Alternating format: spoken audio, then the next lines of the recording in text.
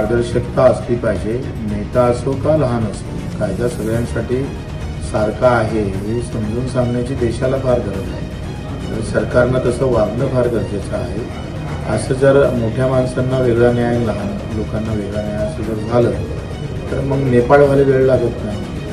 आगामी निवडणुकांमध्ये प्रहार जनशक्ती पक्षाची नेमकी भूमिका काय असणार आहे? महाविकास आघाडीमध्ये असणार की महायुतीमध्ये, काय निर्णय झालेला आहे? आम्ही लोकांसोबत असणार आहे. त्याच्यानं त्या त्या लेवलवर त्या त्या कार्यकर्त्यांना कुठं युती करायची, काय करायची तो त्याचा प्रश्न आहे. ह्या निवडणुका फार लहान आहे, छोट्या निवडणुका आहेत. त्याच्यामुळं राज्य लेवलवर आपण निर्णय घेणं काही फार उचित नाही आहे.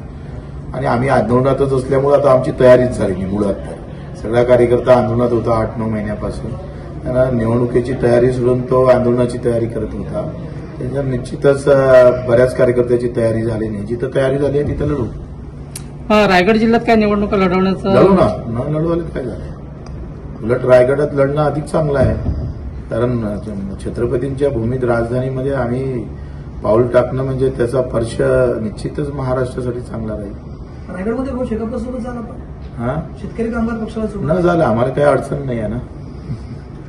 भाऊ, महारत्नाच्या जागा ज्या पद्धतीनं बळकावल्या जात आहेत आणि त्यातल्या काही आरोपींना देखील सूट दिली जाते असं म्हटलं जात आहे. महाविकास आघाडीच्या नेत्या किंवा विरोधी पक्षातल्या नेत्यांकडून असं म्हटलं जात आहे. पारदर्शकता असली पाहिजे. नेता असो का लहान असो, कायदा सगळ्यांसाठी सारखा आहे हे समजून सांगण्याची देशाला फार गरज आहे. तर सरकारनं तसं वागणं फार गरजेचं आहे.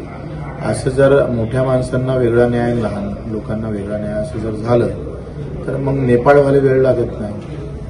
कायदा एकासाठी वेगळा आणि एकासाठी दुसरा असं होता कामा नये. या प्रकरणात अंजली दमानी असं म्हणतात की अजित पवारांनी राजीनामा द्यावा आणि पार्थ पवारवर गुन्हा दाखल केला पाहिजे.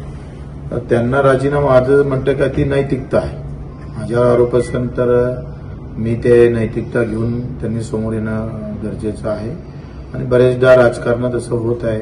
काय हरकत नाही. अजितदादा 1 महिना घेऊन राजीनामा देऊन त्याचा मोकळा होऊन समोर यायला काय हरकत नाही.